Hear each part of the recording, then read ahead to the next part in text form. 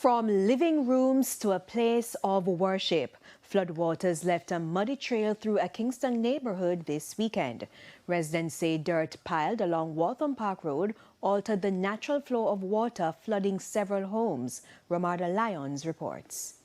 After Hurricane Melissa, Chris Anderson came to Kingston to spend the holiday with his family.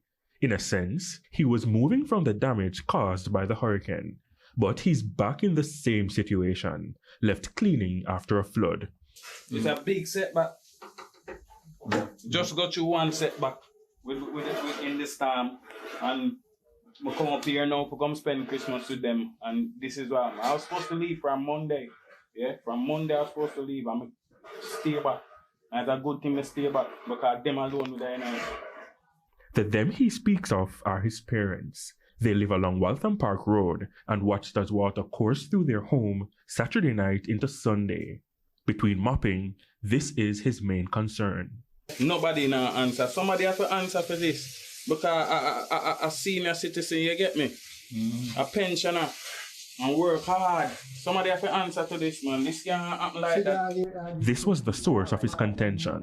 A pile of dirt mounted along the roadway, forcing water where it didn't travel before. Mr. Anderson says he raised the issue countless times before the flooding. A couple of days now, you may ask them, who moved the rubber? And nobody now answer. The China them say enough for them job at the sidewalk them I do. I was in my bed.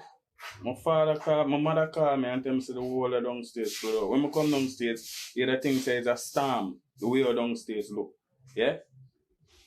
So we start clean up same time, start try drain out the water. Rain a fall hard. If the rain did still a fall, the place would have flood out more. Now clean up across several rooms.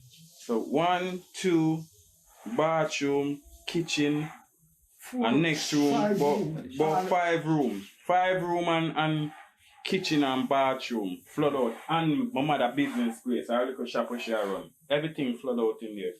This was the result at the First Community Church of God Miracle Cathedral as well. We were in the community on Sunday when these tractors showed up and later moved the dirt. But the damage is already done.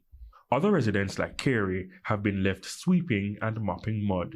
Well, we get flood out about 3 o'clock in the early morning before the pure water flood out. But yeah, more than clean everything there in the house.